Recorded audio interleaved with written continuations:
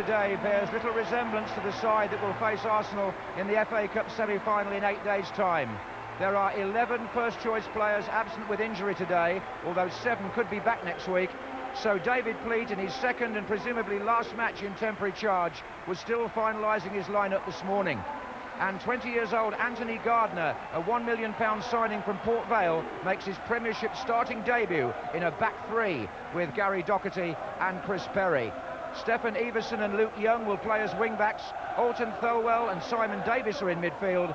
Willem Korsten is up front with Les Ferdinand, who is captain. And also one of 3 players whose contracts Glenn Hoddle will be keen to settle now that he appears to have taken over at White Hart Lane. He's expected to start work there on Monday. Well, Hoddle was playing when Arsenal's Martin Keown took part in his first North London derby in January 1986. It was an Arsenal side that included the likes of David O'Leary and Charlie Nicholas, and as well as Hoddle, Ozzy Ardiles was in the Tottenham lineup. Keown is back today after missing 13 matches with a knee injury. David Seaman has shaken off a stomach upset, and Ashley Cole has made light of 3 cuts he received in Albania. The 4 French internationals have all reported back safely from double duty with the world champions. Dennis Bergkamp is rested with an Achilles strain, maybe with Wednesday's match against Valencia in mind. And before the kick-off at Highbury, a minute's silence in memory of David Rocastle, the Arsenal player who died from cancer in the early hours of this morning, a member of 2 championship teams here in 1989 and 1991.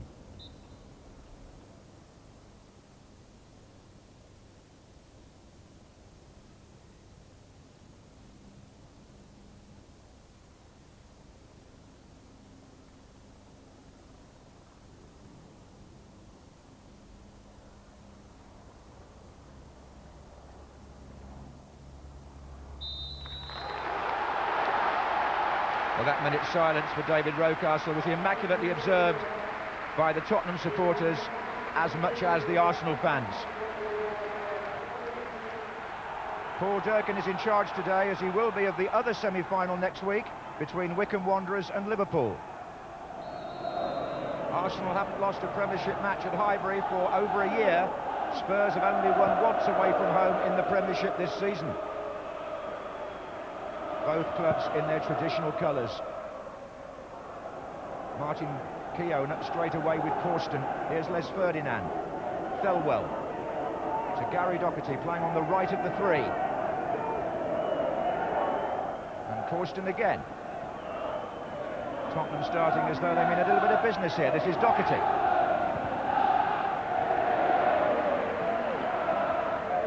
David Pleat was tinkering with his formation right up to this morning when Ledley King became the latest Tottenham casualty. He was going to play a back 4, instead it's a 3. The interception by Parlour. And now Keown for Arsenal. Good looking ball. Perez and Thierry Henry are both there. This is Henry. He's taking on Doherty. Good tackle by the Tottenham player. Then did he handle it? It's Henry again anyway. Thierry Henry off. At first, Thierry Henry looked as though he was going to beat Doherty for pace. Then the Tottenham man got a tackle in. A good one, in actual fact. He took the ball. It might have caught his arm by accident. It wasn't a deliberate hands. And then Henry comes inside Perry. Yes, it was the post. Very close. Glenn Hoddle is sitting next to the former Tottenham chairman, Erling Scholar. Lauren. Chris Perry keeping a watch on Henry, but has he kept a close enough watch on him? He only needs half a yard, Thierry Henry, to get a shot in those situations. Set up here for him by Lauren.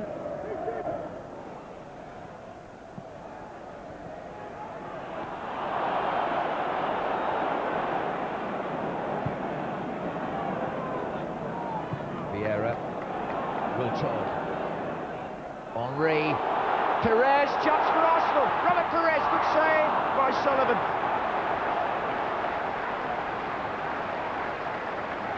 They do work that move beautifully, the French players, don't they? This is Wiltord. That's Henry, and now the third in the trio is Perez. Had a good sight of goal, but Sullivan closed the angle down well.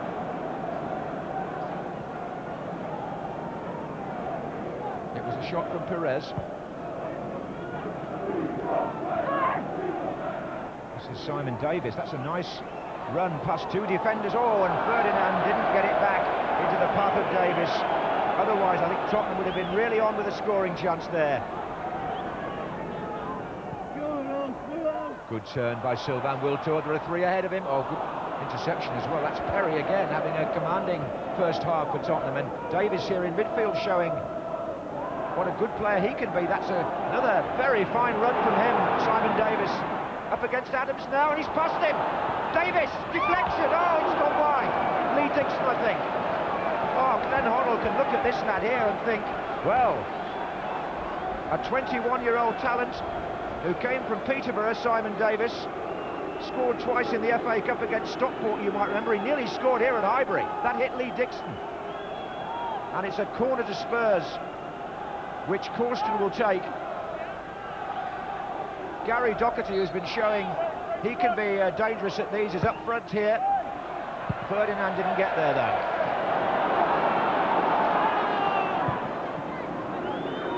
Simon Davis in this central midfield role has given Arsenal one or two anxious moments. David Pleat has reason to be satisfied here with the way his tactics have worked out. It was a game plan he only finalised late this morning when he made sure who was available, but Tottenham have certainly thwarted Arsenal and their big guns in the first half. Well, no score at half-time. There's been a few shots on goal, but nothing too threatening. Simon Davis in midfield has been one of the more impressive performers here, only 21. Well, have done himself no harm in front of Glenn Hoddle, but the half-time score in the North London derby at Highbury is Arsenal 0, Tottenham Hotspur 0.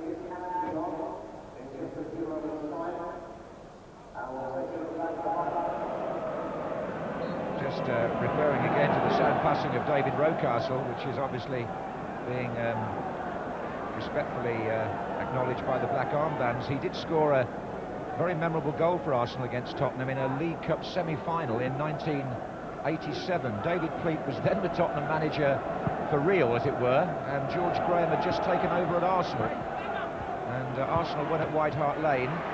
It went actually to a third game, and then in the final, Arsenal beat Liverpool, and David Pleat took Tottenham on to the FA Cup final, where they lost to Coventry City.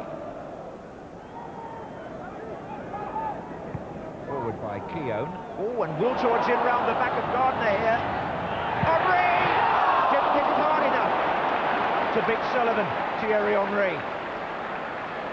Really went to place it, but too close to the goalkeeper. Lovely ball by Keown. It was Gardner's slip. Wiltord saw where Henry was, but it was a side footer really, and Sullivan was able to make the save.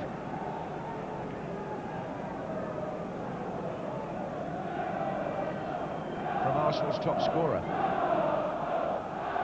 Now then, it's forward by Martin Keown into the path of Henry. Again, Perry tracks across. Henry saw Dixon in support. Vieira's in the penalty area, so too there was Lauren. Back in by Parler. Oh, this is Wiltord! That was the cleanest chance of the match. Mind you, he took it early and on the volley, but Tottenham had just gone to sleep a bit there, giving Wiltord space. It would have been a lovely finish if he could have delivered that into the top corner, but not this time. There's Carnu exercising, one of the Arsenal substitutes.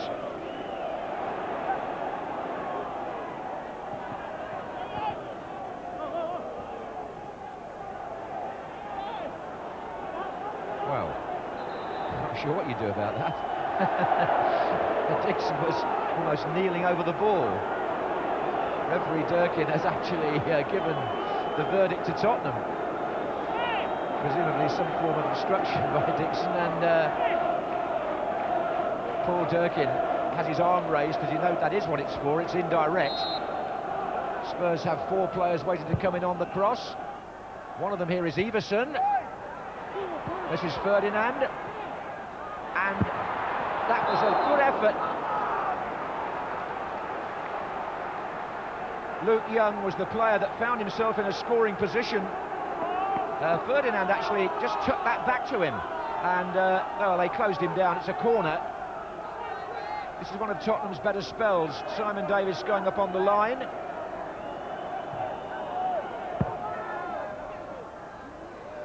It's longish, that's Doherty. Now then, there could be a break on here. This is Perez, and look at Wiltord. Can he see the far side of the pitch?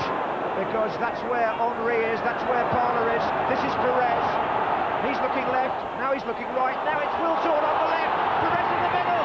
Oh, it's the side netting. And I think Chris Perry got something on it as well. You'd have backed Arsenal to score there. Perez linking up there with Henry. Wiltord comes in as the third Frenchman. Watch Chris Perry. Just gets a touch, I think, to divert it into the side netting. Corner to Arsenal.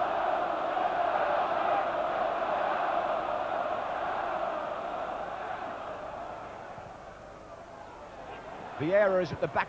It's out. The linesman is flagging. And the England coach with 6 points out of 6 in the last week is obviously looking again, among others, at Ashley Cole.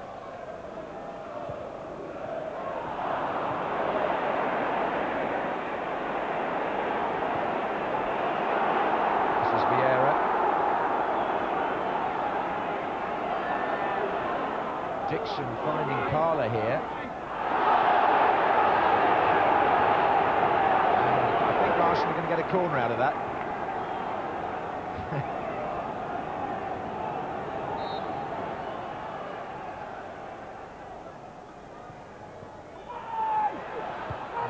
Here's Perez, it touches hand and Wiltord, oh!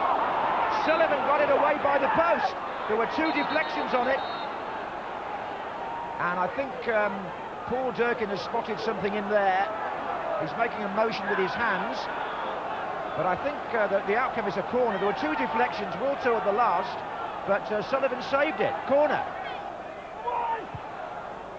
Headed out from on the line, and Tottenham survived a sticky patch there. Les Ferdinand. Corsten trying to stay on side. There was a good run on this side by Freund. And oh no, it's broken down just when Everson looked like going through the middle. And here's Perez again.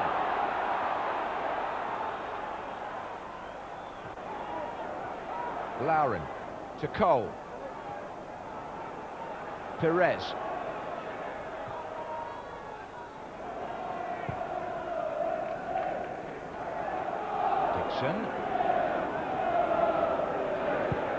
That was a good effort by Lee Dixon. It just kicked up off the ground in front of Neil Sullivan. Dixon 37 now, played nearly 600 games for Arsenal, but still looks, I must say, as bright as ever. I can understand David Pleat making that change, because in truth Tottenham haven't had a shot on goal in the second half. But he's now adjusting something else tactically. Just wonder whether he might be changing Everson's role a bit. Not really his position, right wing back, but his best position anyway. Here's Vieira. Thierry Henry. Oh, outside him, there's possibilities here with Wiltord. Vieira is square. Comes in behind the referee, Henry. Vieira. And now Perez. Nice trick. Nice shot. Goal! Robert Perez for Arsenal. Oh, they're on their feet at Highbury now. Didn't he take that well? Oh. They've had a long spell in the Tottenham half of Arsenal.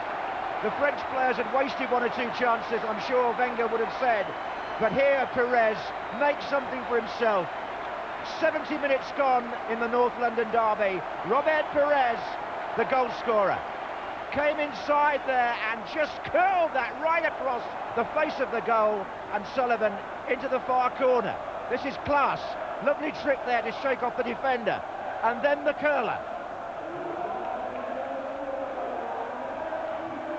This game needed a goal, and Robert Perez has obliged with 20 minutes to go. And Arsenal are away again. If you lose it there to Perez, you're asking for trouble. This is Henry. Carnu's in the middle, Wiltord is joining him, Parler's on his way up. Perez again. Vieira. In it goes to Kanu. Oh, look at that, Vieira! Oh, what a back heel by Kanu!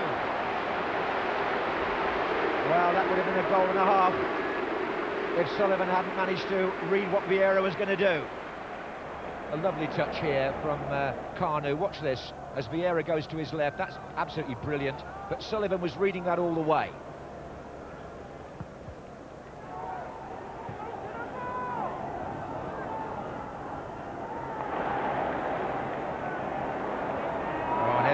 Did that. Now here's a situation that Thierry Henry could exploit against Chris Berry. It's the classic 1 against 1, and Henry's beaten him, and Henry has scored! Oh yes! 2-0 to Arsenal. Spurs got themselves into a tight position there, and Henry punished them. His 20th goal of the season in the 87th minute. It started back there where Gardner could only push it on to Henry. Now it was only a matter of Henry against Perry, and he goes past him. Sullivan came out, Henry kept his balance, kept his composure. It's 2-0 to Arsenal. And have they struck a psychological blow here for the semi-final? As the ball rolls over the line to ensure that they get 3 points today.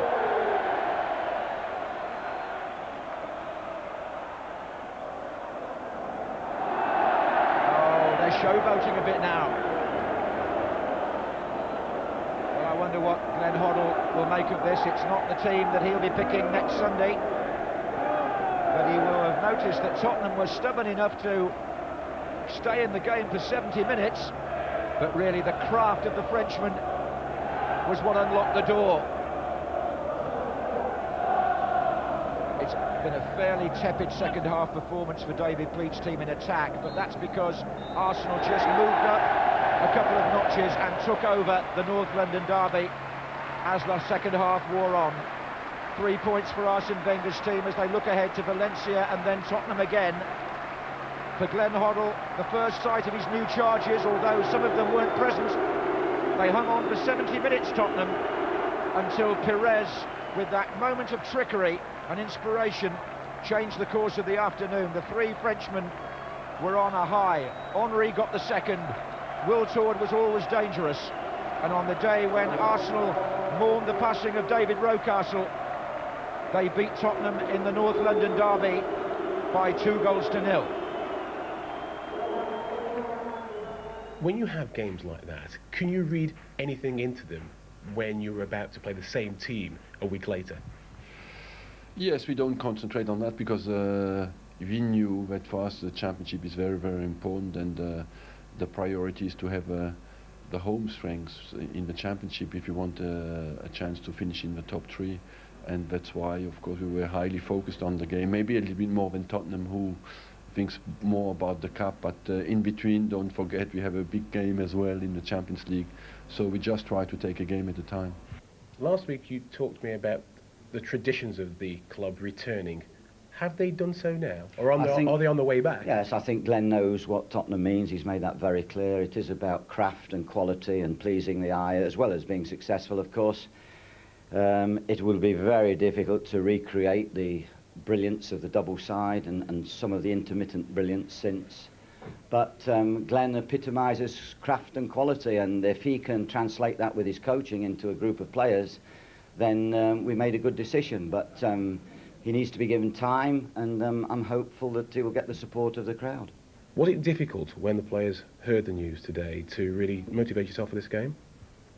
It was a little bit, yeah. I mean, it was. We knew David was ill, but it was a shock. We were told when we met up this morning, so it took a few of the older players by more of a shock, myself included, because we knew David so well, and also some of the players, some of the foreign lads who didn't play with him knew all about him. So it just shows how well he was looked upon by the football world. And as I said to you, it was difficult to get motivated, but I think David would have liked us to gone out and beat Spurs, so that's what we tried to. I certainly wanted to win for David, and you know, my thoughts and my family and everybody's families go out to David's family as well.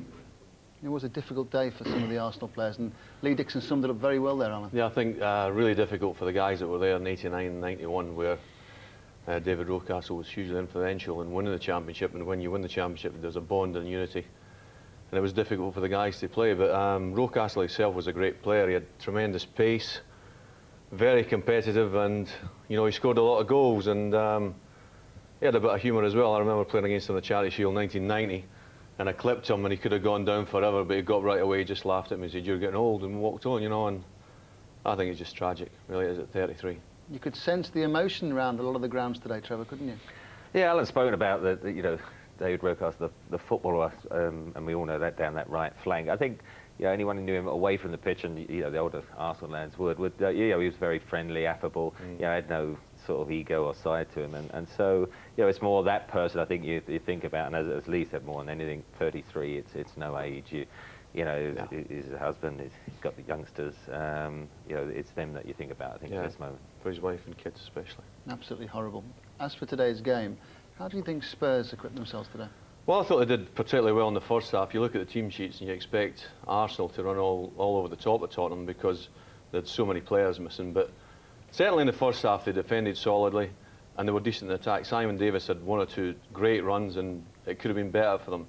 But in the second half, they just didn't have enough of the ball, and the weight of pressure eventually told. Didn't you sense an inevitability that eventually Arsenal would get a goal? There was some great quality in the second half. You knew it was coming. I mean, they had so many chances, and it was a case if they could show more composure. Certainly Tottenham at times defended heroically. Perry was magnificent, and the keeper was really good, but it was inevitable that it was going to come, just through weight of pressure. Arsenal had so many chances in the second half. The first one that we see here comes to Wiltord. Parla does exceptionally well. He reads it, shows terrific commitment. He takes in the volley, but top-class players should do better than that. And then we circle Perry here, and it comes to Wiltord again. Perry does exceptionally well because he makes up so much ground to get across, and that is fantastic defending, a great block. Corner kick, again, it's like under siege. It comes out to Perez, who hits a good hit. Wiltord, and a terrific save with the keeper. And you think at this stage, it has got to come. Then Henry breaks through, good movement. Wiltord, if he plays the ball correctly here, you know, it's got to be a goal. And then ironically, the goal comes from probably the most difficult opportunity of the lot. And Perez again, on the left-hand side, when it eventually comes to him, terrific quality. Because from there, you think you can't score. And when the Arsenal got the first goal, it was all over. Could be a different story next weekend with the Hoddle factor. Without a shadow of a doubt. Hoddle will be there. You know, the fans will be up for it, the players will be up. Semi-final of the Cup, one-off game. Tottenham will have the best players back. It's not a foregone conclusion by any manner of means. Thanks.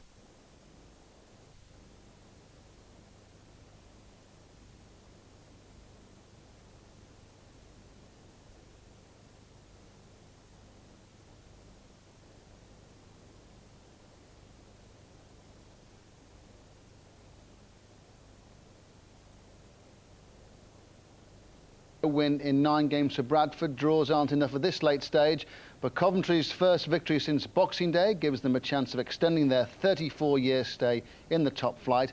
Manchester City just can't win at Main Road, while Middlesbrough are the club just above the safety line. Everton move above Derby and are now 8 points clear of danger.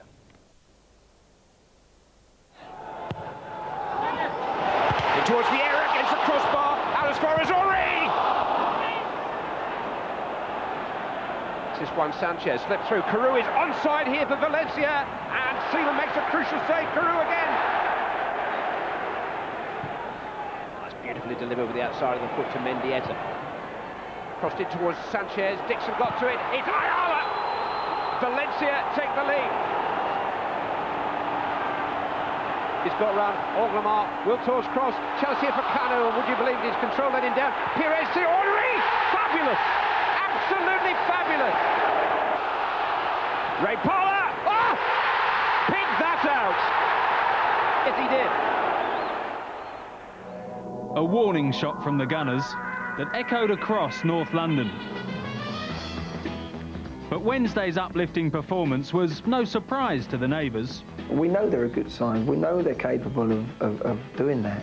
But as I say, I think Champions League games are a little bit different than a Tottenham-Arsenal derby, and certainly a Tottenham-Arsenal cup semi-final derby. So we've got to make sure that we go and perform well. Arsenal's fans have been fed a rich diet this week, which started with a 2-0 league win against a depleted Spurs side. For Tottenham's faithful, a repeat tomorrow would be harder to stomach than a Bergkamp burger. I've always had a good laugh about Spurs. You know what I mean? When I'm down, I just think of that. Just think of their situation, have a little giggle to myself, you know? We fought them at 70 minutes over at Highbury on Saturday with a youth team, yeah? And they played splendidly. But come Sunday, it's going to be a totally different ball game. We know that if we play our best, we can beat Tottenham. So why should we worry too much about Tottenham? We know it will be different. It's a semi-final of the FA Cup. We know that no matter who you play in the English Premier League, you play in the semi-final of the FA Cup, it's a tough game.